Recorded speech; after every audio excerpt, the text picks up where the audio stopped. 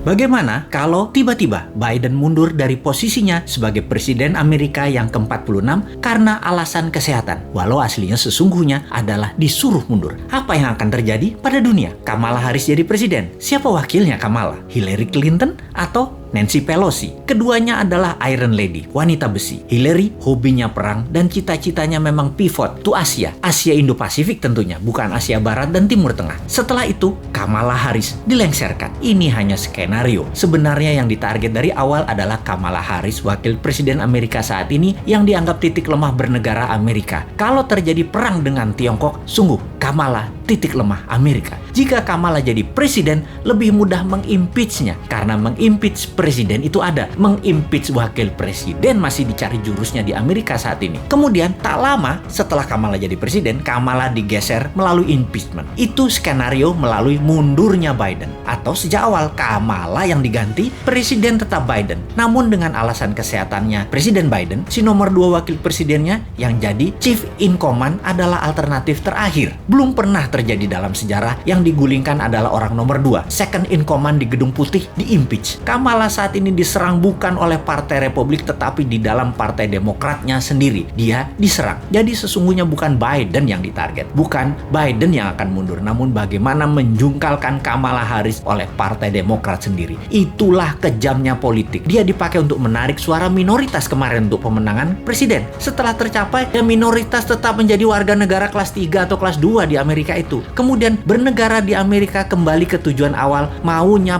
para plutokrasi di Amerika. Plutokrasi adalah segelintir orang kaya mengendalikan negara. Plutokrasi dan oligarki di Amerika menggunakan negara untuk mencaplok negara lain dan merampok rakyatnya sendiri. Amerika itu negara swasta. Negara lawannya yang oposisi persis yaitu Tiongkok. Tiongkok negaranya dikendalikan pemerintah otoriter partai komunis atau negara partai. Itulah bedanya Amerika dengan Tiongkok. Indonesia, 7 presiden adalah negara partai. Terutama 3 presiden terakhir, di mana swasta hanya dapat porsi 20%, yang 80% pemerintah. Nanti ketika new mind terjadi, maka terbalik. 80%-nya swasta, 20%-nya pemerintah. Indonesia jadi negara swasta. Namun bukan swastanya plutokrasi dan oligarki, tetapi strong UKM. Itu beda.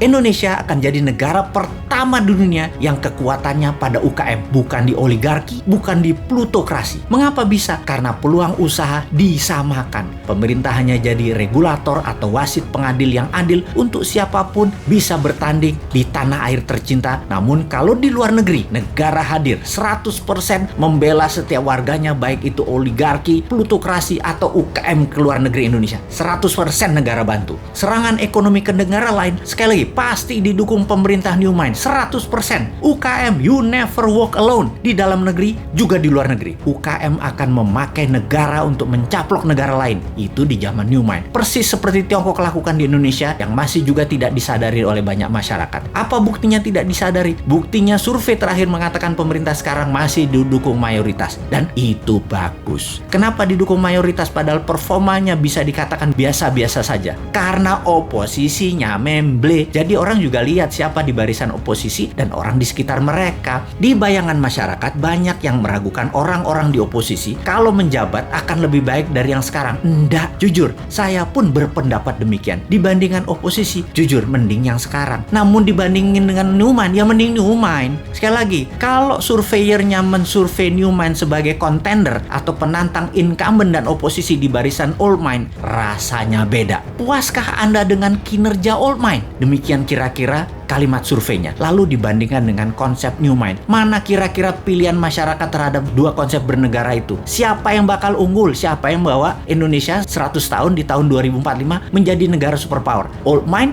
atau New Mind? Sekali lagi, sungguh kalau ditanya, di dalam Old Mind itu ada siapa? Oligarki di situ, politikus kawakan di situ, duit di situ, pejabat di situ, jabatan di situ. New Mind punyanya cuma semangat doang, tetapi berani. Kesimpulan, kita akan berhadapan di 2024. See you at 2024.